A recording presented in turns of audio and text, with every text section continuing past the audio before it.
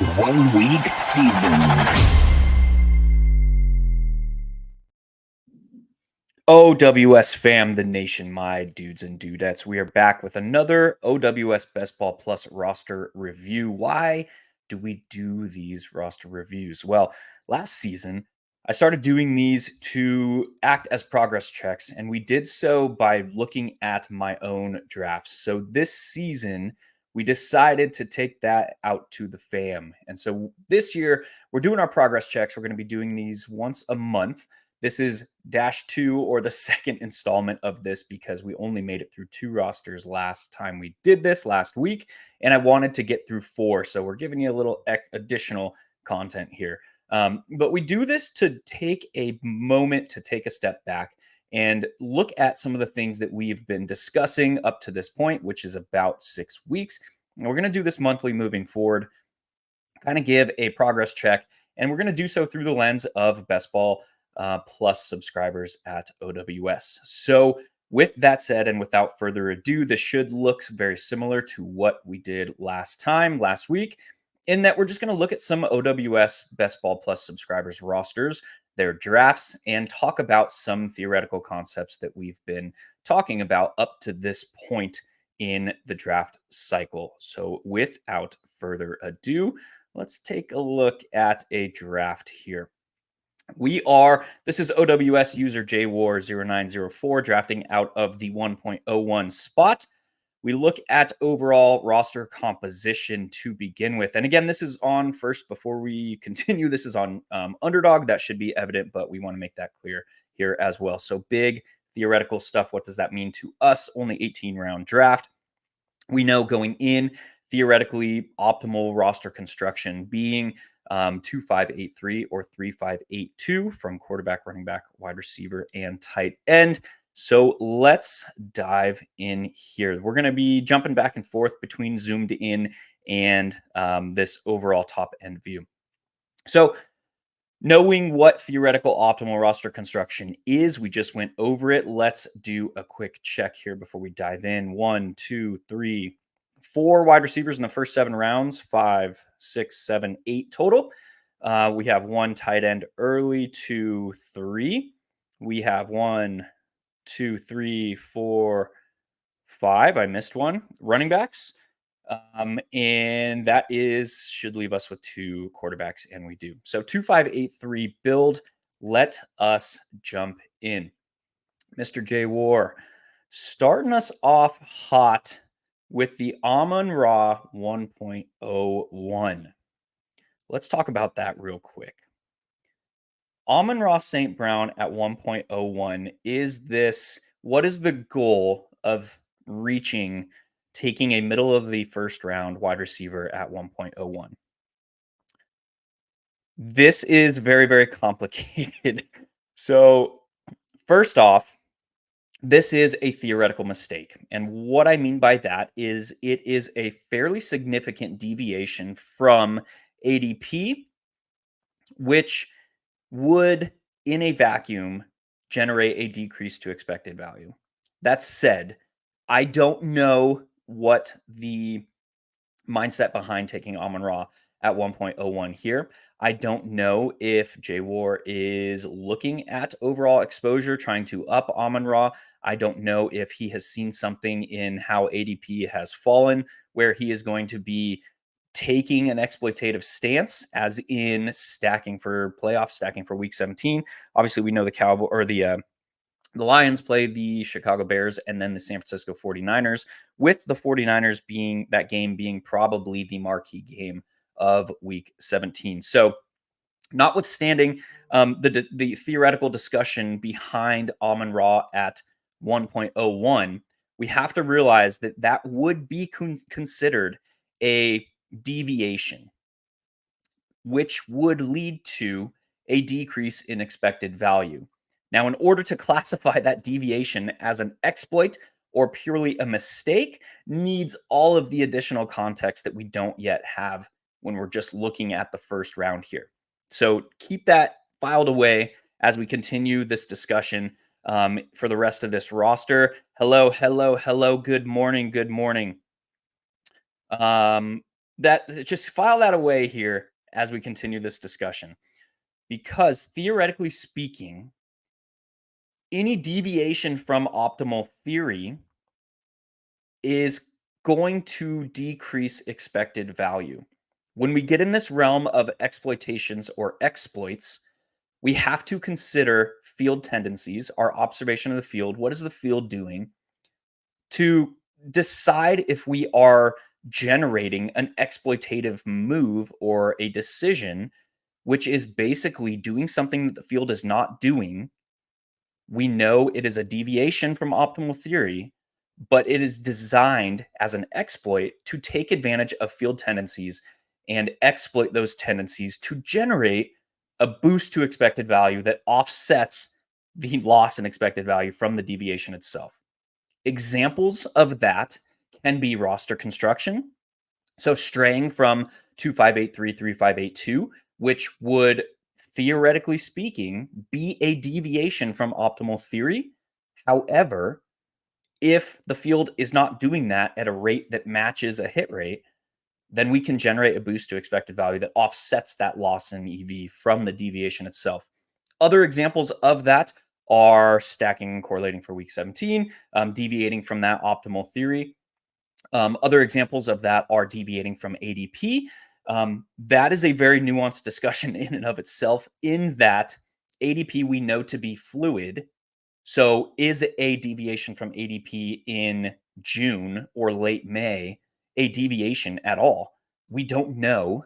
So, that's part of that puzzle, in that what we're trying to do here is we're trying to beat ADP, closing line value versus ADP, which a deviation from ADP right now in late May, early June might not be a deviation in the future. But that is a discussion, a very complex discussion that we need to be thinking about if we are deviating so heavily in the first round, because historically the first round ADP is going to have the lowest ADP movements over the coming 3 months until the start of the NFL season.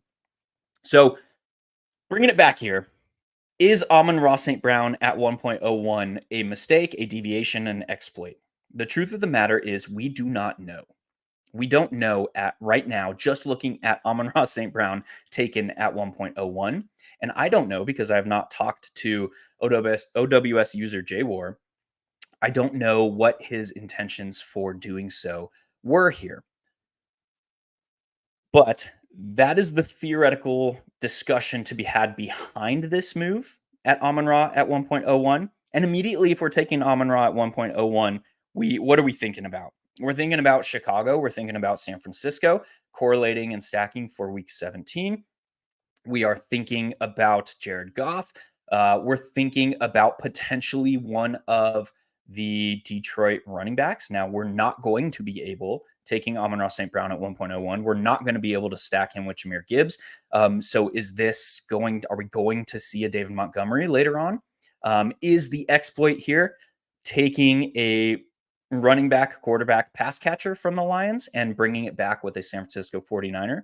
We'll see as we continue jumping in here. Let's zoom back out. So take an Amon-Ra at 1.01, and we bring it immediately back with a Sam Laporta also on the Lions. So already we know with this start, we're going to have Jared Goff on this roster. When that happens and how we build that in, we will find out.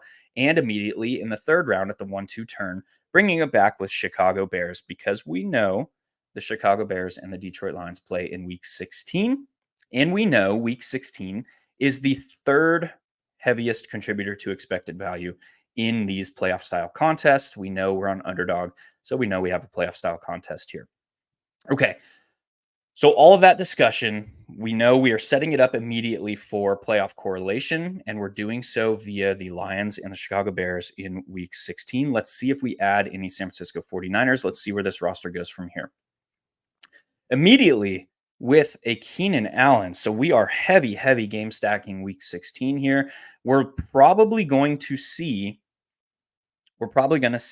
a Caleb and a Jared Goff roster here, if I had to guess, because we know that we are already at 2 quarterbacks.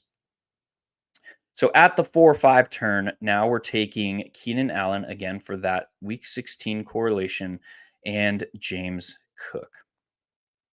Okay, let's get a little player takey here because this is a very, very interesting range in the running back discussion. We know optimal theory, the highest expected value that we can expect to extract from these 18 rounds, we're looking at a 2583, 3582 build. We also know that historically, and again, these metrics are more are more descriptive than predictive in that this has what has worked in the past. In that historically, we want four wide receivers in the first 7 rounds. Michael Leone's done all the work. Justin Herzig's done a lot of work there.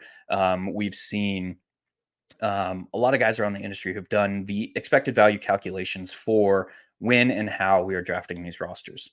So, assuming we can port those and call them more descriptive than they really are, or more predictive than they really are, realize that these are descriptive metrics from the previous 5 seasons.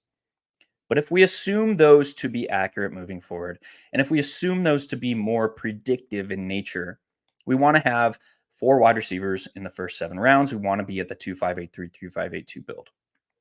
So now, taking our first running back off the board here at the 4-5 turn, we already have 3 wide receivers and 1 tight end. What does that mean to us if we're taking a running back here in round 5?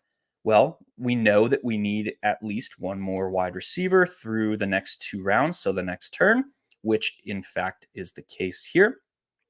And we know that now through 7 rounds, having 4 wide receivers, 2 running backs, and a tight end, we know that we're going to have to be very careful in how we address the quarterback position.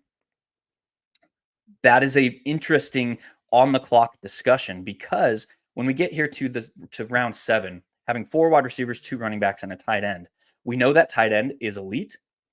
Taking the first tight end off the board here in Sam Laporta. So is this a potential to go 3 quarterbacks because that is generalized, or generally speaking, that is our weakest position at this roster based on how we approach this draft through 7 rounds. So is this a potential roster to throw 3 quarterbacks and 2 tight ends? I would argue that the expected value is probably on that side, as in we don't have any quarterbacks through the first 7 rounds. Let's bolster that position through volume by having 3. So some things to theoretically think about as we're making our way through that discussion and kind of how this draft is shaping up. We're not going to get player takey. I personally have Isaiah Pacheco over James Cook. I would have probably gone that route. Particularly speaking, or it's splitting hairs. Kansas City offense, Buffalo offense, they're both projected to be in the top 5 in scoring in the coming NFL season. So the questionable workhorse 1A plus backs on both those offenses are relatively equal. All things being equal, it's a flip of a coin. James Cook, Isaiah Pacheco here. If you're taking a running back in the 5th round, don't mind either. Continuing with JSN and Aaron Jones. This is the first pick. JSN, we can debate player take wise all day. I am below field personally on JSN. I just like a lot of the other wide receivers in this range, primarily Chris Godwin, DeAndre Hopkins. Sometimes you'll see a Marquise Brown, Calvin Ridley fall into that 6-7 turn range. I prefer them from a weekly range of outcomes perspective more than JSN. So that has led to me being below the field. That said, there's nothing in his profile that says he cannot become. I get it. Seattle has a lot of changes on their offense. They should be a more aggressive and spread offense. Does JSN take that step forward? When looking at his per route efficiency metrics last season, there was a lot left to be desired there. I get it. There's a lot of changes going on in Seattle, but that has kind of led me to personally be underweight. And then Aaron Jones, again, player takey, is kind of in this like RB dead zone. Like, I don't want to just like pigeonhole this range of the draft into saying like there's an RB dead zone, but there's kind of an RB dead zone here in this like 6th to 7th round. I have personally found myself through the first 6 weeks of drafting taking very few running backs in the 6, 7 round range because we have guys like Jonathan Brooks coming in 8, 9 range, because we have guys like Zach Moss, because we have guys like Trey Benson in the upside case there, because we have both Pittsburgh running backs in Najee Harris and um, whatever the hell his name is. Uh, sorry. Because we have guys that could be upside cases to be made later in the draft, like Tajay Spears, like Gus Edwards, his touchdown upside there in playing for the Chargers, in Blake Corum. So personally, for me, Jalen Warren, there you go, there's the guy I was missing. Personally, for me, that has led to the overall meta of the draft. How ADP is setting up now has led me to personally have very, very little 6th, 7th round running backs because we know that over the next 3 months, the running back position historically is going to be where we see the greatest magnitude of ADP movements. So theoretically speaking, reverse engineering how we optimize for that or against that, it has led me to have a lot of hero and zero running back builds through this first 6 weeks because we know ADP is likeliest to move at the greatest magnitude at running back.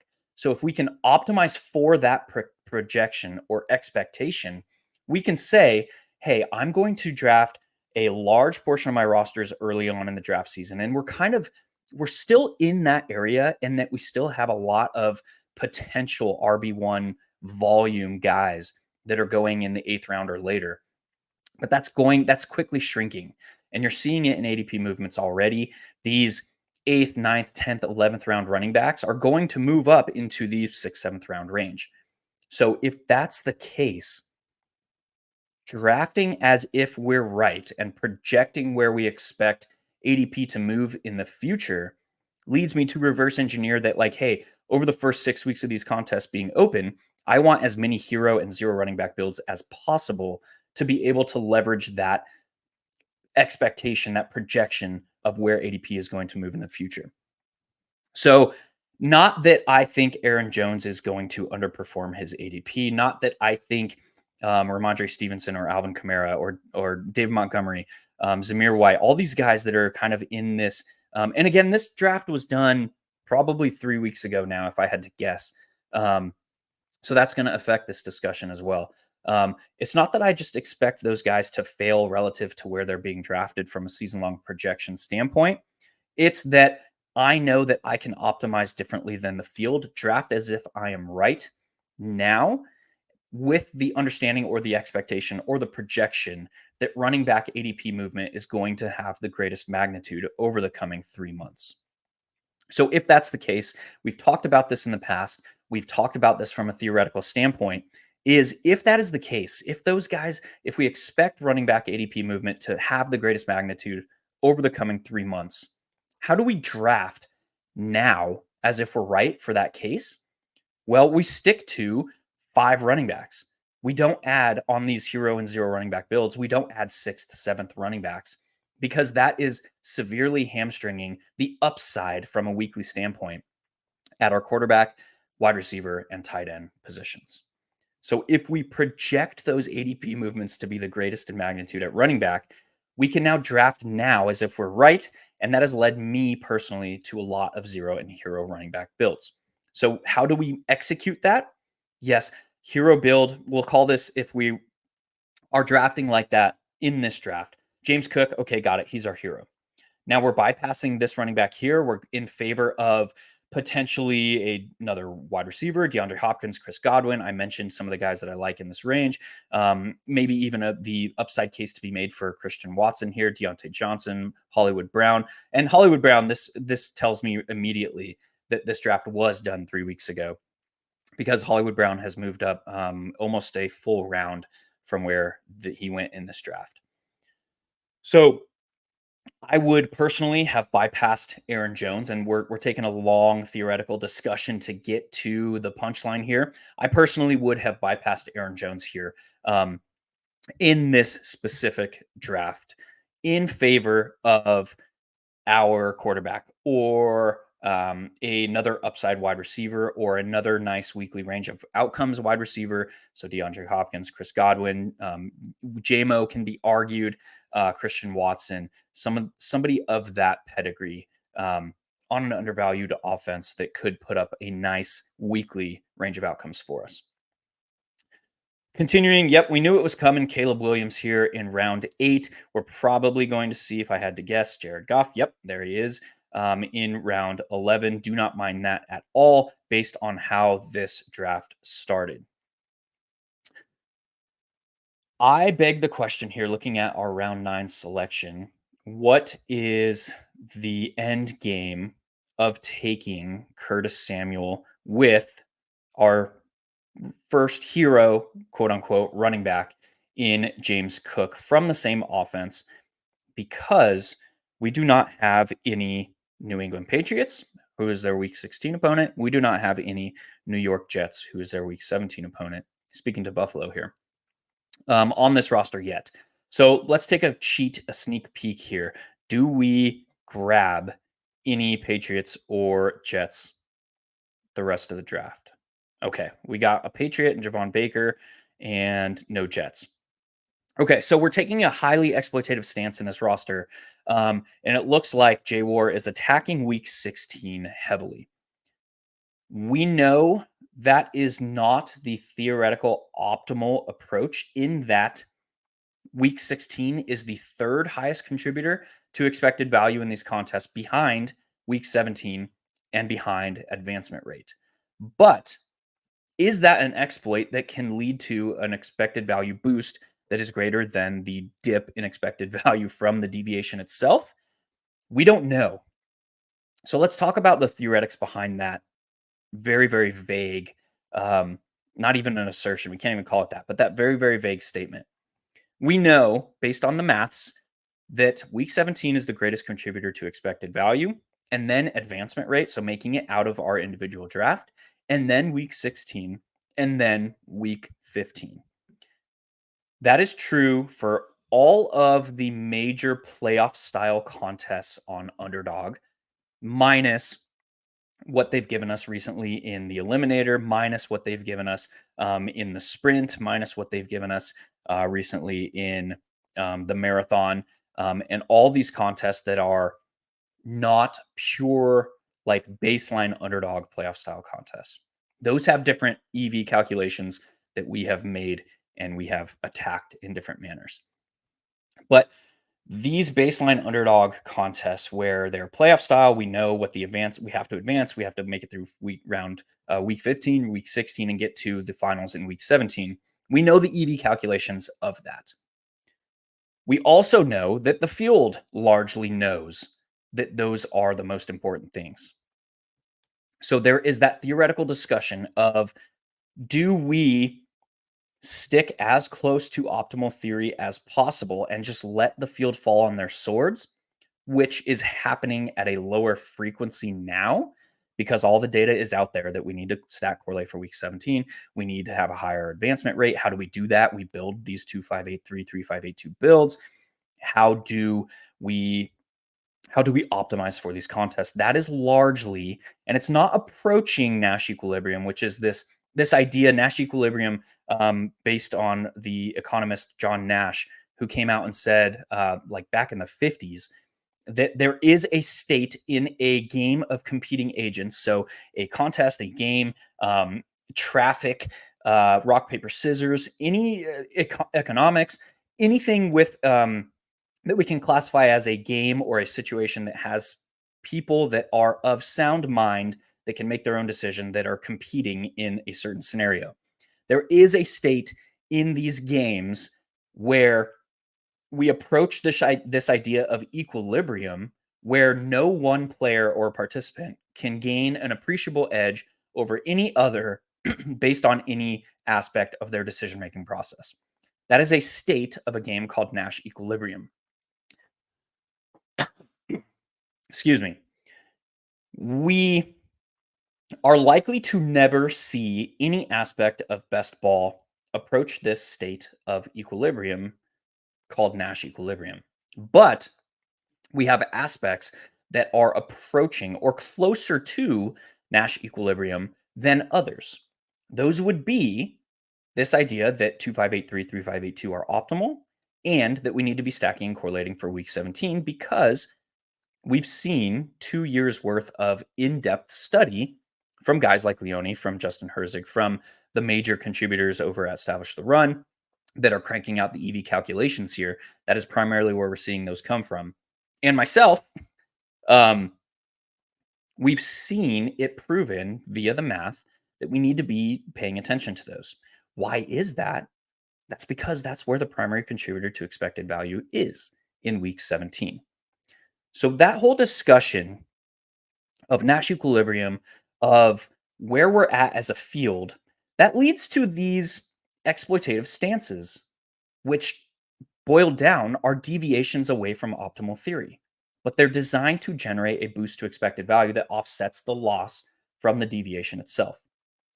So, from looking at this roster and looking at how OWS user JWar is attacking week 17 or week 16 heavily, in my mind, that is an exploitative stance taken against the field tendencies of optimizing for week 17.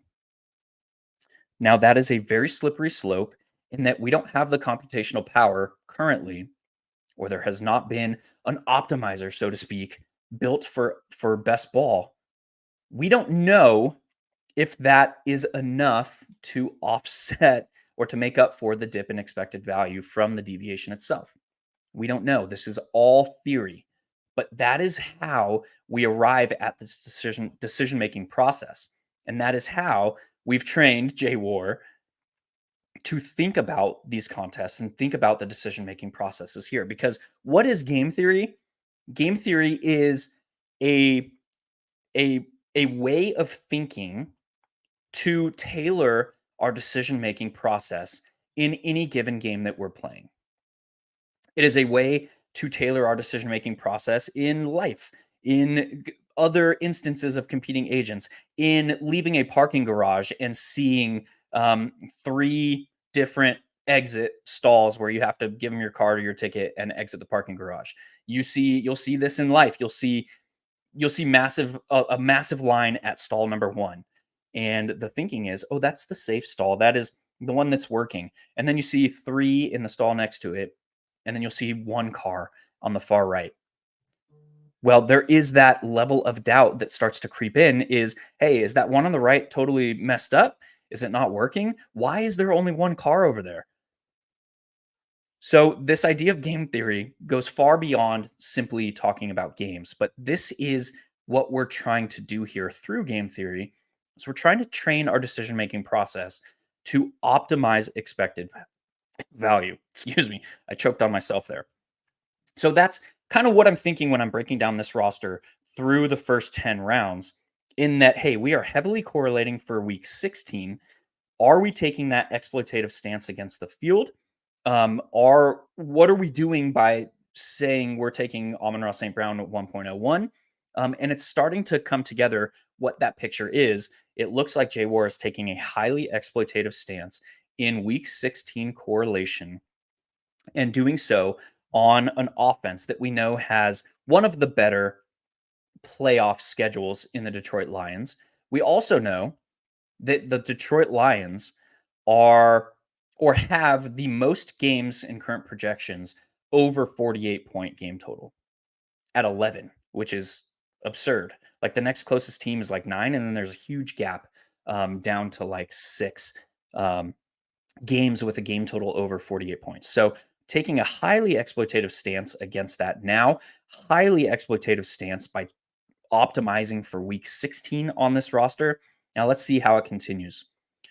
We know, okay, TJ Hawkinson, we're going to save the discussion there because we're already running up on a half hour for this particular roster. We know that Jared Goff was coming. Got it.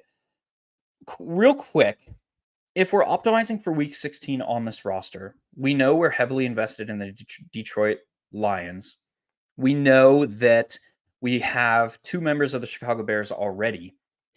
Does it make sense to have 2 quarterbacks from 1 game if we're optimizing for week 16? The mathematical answer is no. That is a bigger hit to expected value. And we can port that over to week 17 as well when we're stacking correlating for week 17. Mathematically speaking, we want to have two quarterbacks or three quarterbacks from different games. In that, if a game is going off, it is likely that both quarterbacks are exceeding their current weekly expectations. So if both quarterbacks are exceeding their weekly expectations, and this is probabilistically speaking, this does not cover all potential outcomes of a game in week 17, but probabilistically thinking or speaking, both quarterbacks would be overperforming or landing in the upper echelon of their individual weekly range of outcomes if a game is going off. So reverse engineering that, it is actually a decrease in expected value to have two quarterbacks from the same game in week 17. So now reverse engineering that to week 16, which this roster is taking a highly exploitative stance against, it would be theoretically a quote unquote mistake or a dip in expected value to have two quarterbacks from that same game in week 16. So what is the answer? We don't have the math to currently calculate what the answer is, but we know, theoretically speaking and mathematically, probabilistically speaking, we know that it is going to bring a slight dip in expected value, having both Caleb Williams and Jared Goff on this roster. Now, having taken a Detroit Lion with our first two picks, I would prioritize Jared Goff over Caleb Williams, which brings us back to round 8. What are we doing here? I would have probably not gone running back in round 7, gone running back in round 8 with a guy like Jonathan Brooks, James Conner, even Tony Pollard, maybe. Zach Moss was already off the board, but one of these other upside guys that we can make a case for weekly range of outcomes at the running back position. Probably would have gone one of them in round 8 and then stacked on another wide receiver in round 9. We are getting really into the weeds. This is completely splitting hairs, but we're talking about the decision-making process that is going to maximize expected value here. Cole Kmet, this is now we're into the range of the law of diminishing returns. We have 3 pass catchers for the Chicago Bears. Right? We have DJ Moore, Keenan Allen, and Cole Kmet. I probably would not make this selection, but having TJ Hawkinson be our tight end too, this is a very interesting discussion. We can consider TJ Hawkinson to be in the same realm of a guy like George Kittle, in that I assert that those tight ends are optimally drafted in 3 tight end builds. So we have a lot going on as far as our roster construction up to this point, in that we know how our draft started. We would optimally have 3 quarterbacks on this build, but we know now by taking TJ Hawkinson that we are almost forcing ourselves into a 3 tight end build. And we also know that theoretically speaking, we never want to have 3 quarterbacks and 3 tight ends on the same roster. So now we're getting into the realm of these deviations, or we're going to have to make a decision here. These on whether or not we deviate from optimal roster construction, in addition to already deviating from week 17 correlations to week 16. And I would argue that we're starting to get into the realm where these deviations are not going to be made up or not going to be able to be made up for in the future. So by taking TJ Hawkinson here, we're saying we have an elite tight end, but we are also going to have a 3 tight end build. And we know that based on our first 7 rounds, we were kind of thinking that this was going to be a 3 quarterback build. So a lot going on there, a lot to unpack, but those are the thoughts. And now we're taking our 3rd tight end, who is the 3rd pass catcher from Chicago in that week 16 exploitative stance. Now we're into the realm of the law of diminishing returns, in that at some point, the gain, when we continue adding something to something, is going to decrease and then go into the realm of negative EV, which for us is 2 pass catchers stacked with a quarterback. Now, after that, we're starting to get into the realm of diminishing returns. So Now we have Cole Kmet, who is the third pass catcher in Chicago, who is the third tight end on a roster that we took the first tight end off the board. And now we're taking our third in the 12th round. I would say this is probably a mistake by taking TJ. It started with taking TJ Hawkinson here, taking TJ Hawkinson in the 10th, and then bringing it back with Cole Kmet in the 12th, based on everything that we just talked about. All right, Marshawn Lloyd is our RB3 on this roster. Jaleel McLaughlin is our RB4. Do not mind those one bit. Those are upside cases from a weekly range of outcomes perspective at running back, and plenty fine running back 3 and running back 4. Now we see the Javon Baker bringing it back for week 16 correlation from the Buffalo Bills. We see a Demarcus Robinson totally fine there. Again, this is another tell to me that this draft was taken 3 weeks ago. This was before the news came out of San Francisco that Elijah Mitchell is like the running back 2 there. And rounding it out with A.T. Perry. So we went 35 minutes on that single roster. But that is the theoretical discussion of this roster and kind of how we can be thinking about things.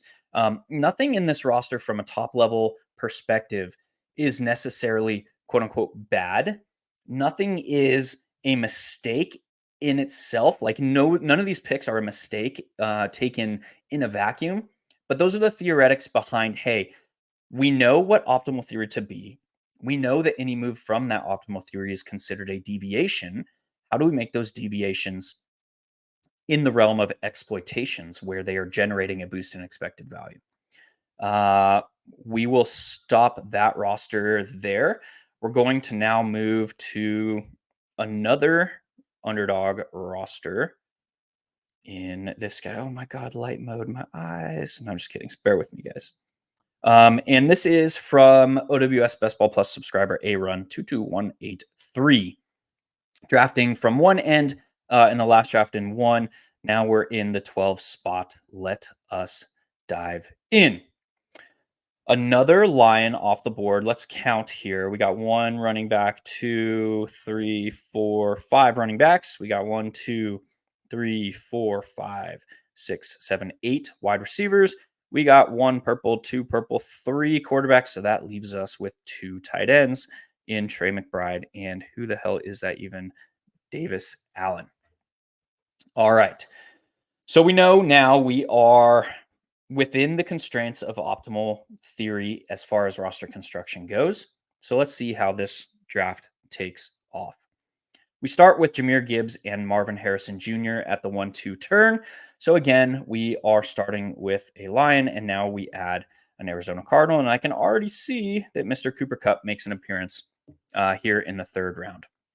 Why is that important? The Cardinals play the Rams in week 17, so we're already setting up week 17 correlation here. I dig it. Let's continue. Okay, Trey McBride, the 2nd Arizona Cardinal, is making an appearance on this roster. So already probably in the 8th round, we're looking at Kyler Murray. Let's take a quick peek, and there he is. Bingo, bango, 7-8 turn. All right. Continuing the discussion here, Joe Mixon, okay, in the 5th round, and Calvin Ridley in the 6th. These are some of my targets in this range. This looks like a very familiar roster that I would have drafted. But we have 2 running backs now and a tight end through the first 6 rounds. And now we kind of knew that we're taking Kyler Murray in the 7-8 turn.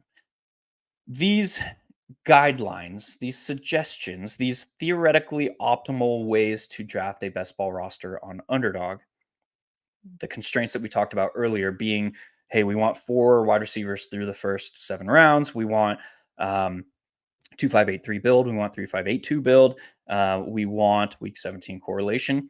These optimal ways to draft an Underdog roster, which are generally known around the field. So a large portion of the field. And again, these are not approaching Nash equilibrium because we're not likely to get there in the next 100 years. But these are closer, or these are more generally understood around the field than other things in the game theory realm. All of that it becomes a little bit more blurred when we start talking about the ends of a draft in the 1.01 pick or the 1.12 pick, the ends of a draft. Because like, what does the first 7 rounds mean? Well, the first 7 rounds is generally extended to the first 8 rounds. So the fact that we only have 3 wide receivers through the first 7 rounds here is not as big a deal compared to if we're talking about a middle of the first round pick. So like if we're drafting at the 1.06 or 1.07 spots, because that deviation is going to be much greater. Here, we can extend that theory to the first 8 rounds, because what is the 8th round? We're picking first in the 8th round. So the fact that we don't have on paper 4 wide receivers through the first 7 rounds here means a lot less drafting from the 12 spot. That was a long roundabout way to just say that. So totally fine here. Totally fine with this roster construction through the first 8 rounds. We take our primary team stack and our week 17 correlation here in Kyler Murray. We bring it back with another wide receiver, which gives us 4 at 8.1. So this is the save here from a theoretical, through a theoretical lens. The fact that we knew we were going to probably need to take Kyler Murray, bringing it back with a wide receiver here at 8.1. This would have been a deviation or quote unquote mistake if we would have taken a running back here at 8.1. So plenty fine. We got 4 wide receivers through the first 8 rounds. We got 2 running backs. We have a tight end and a quarterback, and we are correlated for week 17 in our primary stack. This is looking really nice. Coming down here. Okay. Now that we take Trey Benson, who is the 3rd skill position player in our primary stack, now we're getting to the land of diminishing returns. I want to choose my words very specifically here, because Trey Benson with Kyler Murray and a singular other Arizona pass catcher is something that is going to be a significant exploit for us. We've talked about the hit rate in a single week of a quarterback with a running back with a pass catcher. Did a study for over a 2-year span between the 2021 and 2022 seasons and found that the winning roster in the Millie Maker on DraftKings utilized a quarterback, running back, wide receiver, or tight end, a pass catcher team stack at a 22.2% frequency. So that hit rate is much, much greater than the field's utilization rate, particularly speaking to best ball, in that the best ball field is not utilizing quarterback, running back, pass catcher team stacks at a 22.2% frequency. There's a lot of variance that goes into when that occurs. But again, we are speaking, or we are trying to maximize expected value. And the only thing that we can control is maximizing expected value, which does not account for variance, which does assume an infinite timeline or an infinite sample size. So how do we control what we can control? We control expected value. From there, the variance takes over. From there, the fact that we have a sample size of 1, which is considered a component of variance, takes over. But what we can control is expected value. And this law of diminishing return on 3 skill position players with a quarterback starts to affect expected value. The other side of that discussion is a quarterback with a running back with a pass catcher on an offense is a boost to expected value, in that it is a deviation away from optimal theory that generates a boost to expected value based on its hit rate compared to the field's utilization of that technique. So those are 2 competing. We're in a catch-22 here with Trey Benson, because we know that like a quarterback with a running back plus a pass catcher is plus EV. But we also know that we have the law of diminishing returns pulling us the other way in expected value. So is this a theoretical mistake? The answer is we don't know, but we have to consider those when we're making the whole equation there, when we're making our decisions for taking Trey Benson here. So yeah, we don't know if it's a mistake. We don't know if it's an exploit. We don't know if it's anything. We just know that this is a deviation and we're having a hard time classifying it as either an exploit, which is a boost to expected value, or a deviation slash mistake that simply is a drain to expected value. All right, we continue. Khalil Shakir, who is our wide receiver 5, Zach Charbonnet. So we take Trey Benson, Khalil Shakir here at the 9-10 turn. We had the discussion on Trey Benson, Khalil Shakir, completely fine, potentially a nice value as far as weekly range of outcomes goes per his ADP. Bringing it back with Zach Charbonnet, the secondary, or I don't know what they're going to do in Seattle. We have a whole new coaching staff, potentially the 1B, potentially the backup, potentially the change of pace guy in Seattle. Totally fine with him being the RB4 on this roster. Now we get into bringing it back with Matthew Stafford. That is my kid in the background. Sorry about that. We get to Matthew Stafford, and this is the same thing that we saw and that the discussion we had on the previous roster, in that it is theoretically optimal to not have two running backs from the same game in the round that we are attacking. So last time it was week 16. This time it is week 17. And now we have Matthew Stafford and Kyler Murray from the same game in week 17. So this is theoretically a decrease to expected value, which we can classify as a loose mistake here. Kendre Miller as our RB5, completely fine with that. A Hilow special target here of Roman Wilson in the 14th round, completely fine with that. And now we see the third quarterback in Will Levis. So we have to ask, based on the first 7 rounds, what are we thinking? Is this going to be a 3 quarterback build or a 2 quarterback build? And how's that going to influence tight end? So we took Trey McBride. We also, though, have our first quarterback in the first 7 rounds. So this is a very, very interesting theoretical discussion to be had here in, like, what is the rest of our draft going to shape up to be? What are we targeting? What are we thinking as we continue?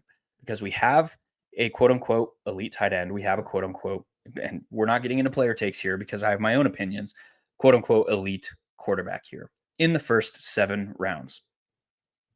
Theoretically speaking, based on how this roster has shaped up, what is the goal? What is the gain? What are we thinking when we're making these decisions? Do we have other Tennessee Titans? Do we have any other players that were correlating from Tennessee for week 16 or week 17? Week 16 opponents for Tennessee, Indianapolis, and Jacksonville. Do we have any of those other players? We do not. So do we have members of the Titans? We do. So we're team stacking here within the constraints of 2583, 3582, optimal theory, within the constraints of, hey, we have 4 wide receivers through the first 7 rounds, within the constraints of all these things that we know to be theoretically optimal. So I'm okay saying, hey, I have a quote unquote elite tight end. He better be elite if we're taking him in the first 4 rounds as the tight end 3 off the board, saying, okay, I have tight end largely taken care of. Now I'm going to dedicate this roster to be a 3 quarterback build. I'm totally okay within all that theoretical discussion that we just had. That said, the fact that we are now in round 14, 15 with Will Levis, and we still only have the 1 tight end, now we are starting to get into the discussion of, do I have enough at tight end to be able to classify this roster as a 2 tight end build? And the fact that we don't take the second tight end until the final round, and the fact that that tight end is in the same game as our tight end in the final round, and the fact that Davis Allen might not be the primary tight end for the Rams when we get to week 17. He's probably going to start the season, or he might start the season in that role. But we're going to have players come back from injury. We don't know how it's going to shake out. So largely speaking, this comes into this decision point of Will Levis here in the 15th round as our quarterback 3, in that I probably would have taken a third or our second tight end in this range and made this a 2 quarterback, 3 tight end build because we do not have our second tight end yet at this point. We do not have, we already have 2 quarterbacks at this point. So that's kind of what I'm thinking here in this particular build. I probably am thinking of making this a tight end pick. We get to Demarcus Robinson, who is, let me double check this, but I believe only the second pass catcher from the Rams, and he is. This is a great pick from a theoretical, from an optimization standpoint, taking Demarcus Robinson here as the second Rams pass catcher in one of our primary stacks. Finishing off with A.T. Perry as our wide receiver 3. There was likely the potential. Yep, Greg Dortch was undrafted, but again, we're in the realm of diminishing returns. So I like the fact that we did not take Greg Dortch here in the 17th, 18th round range. That said, this draft was again probably 3 weeks ago when it took place.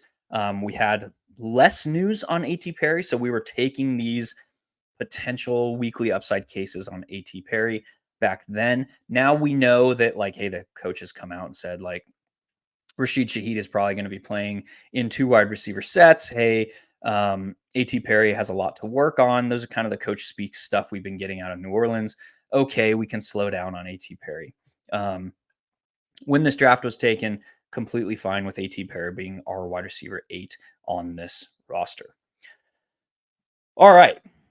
That was a lot, guys. That was a lot, but we took a look at a lot of the theoretics behind what we've been trying to do and how we've been trying to maximize expected value and what we can expect moving forward.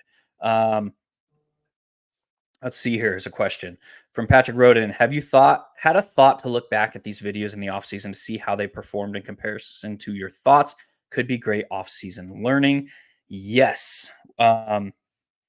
We have done so through the realm or through the lens of matching theory with actual results. And we have done so in trying to match theory with expected value. Why that is a slippery slope, or why that is extremely hard to do, is that we are speaking in expected value terms because that is the only thing that we can influence. We don't have a control over variance. We don't have control over results, but we do have control over expected value. And the problem with saying I'm right or I'm wrong or we can improve in this area, and that's what we're trying to do here. The problem with that is it's extremely hard to do. In that, in game theory, we are taking what is known about optimal theory. So we have that. We know kind of the generalized assertions here. 4 wide receivers through the first 7 rounds, 2-5-8-3, 3-5-8-2 build, correlating and stacking for week 17. Okay, got it. Those are our optimal path. The problem is we don't have the sample size to really drive home whether or not our hypotheses were right or wrong or indifferent, because that's what we're trying to do in game theory. Is we're building hypotheses based on our knowledge of the game, and our observations of the field. So we build these hypotheses, we make assumptions based on our observations of the field, and that's going to influence our decision-making process, with the end goal being to maximize expected value. The problem with making sweeping conclusions based on our performance or based on the variance that is at play in these contests is it's extremely hard to do in a very finite sample size. We don't have simulators that can tell us if we could simulate this on an infinite timeline. We do have sims that are starting to take hold, but they are very descriptive in nature, and they're very hard to draw conclusions from a predictive fashion. So yes, we have taken a look at these, but it's very hard to say, I was right, I was wrong, you were right, you were wrong. It's very hard to, all we can do is, from a theoretical sense, tailor our decision-making process to maximize expected value. because that's the only thing that we have control over. The caveat of that discussion is expected value does not account for variance, which there's a lot of it, and expected value assumes an infinite timeline, and we do not have that. So, yes, to answer your question, yes, but we have to be very careful about the conclusions that we make by doing so. All right, y'all. We succeeded in keeping it under an hour. We looked at two rosters from OWS Best Ball Plus subscribers as our progress check. If you are not an OWS Best Ball Plus subscriber, get in there, man. We are growing, we are learning, we are having 5 of these sessions a week to break down game theory, break down game theory in best ball, break down optimal theory on underdog, break down optimal theory over on drafters and DraftKings. And Mike is doing, quick shout out to Mike Johnson, who is doing extremely plus EV work over on drafters. So if you're not a Best Ball Plus subscriber, new lower price for the rest of the off season, $179. Will get you access to all of these that we are doing. We'll get you access to my underdog rankings. We'll get you access to Mike's drafters and DraftKings rankings and everything else that comes with the Best Ball Plus package. Head on over to oneweekseason.com. Get signed up for Best Ball Plus via the Best Ball Plus header, and we will see you in those draft lobbies. And God, I can't wait to see you guys at the end of the leaderboards at the end of the season. I'm Hilow. You know where to find me. See you guys. 1 week season.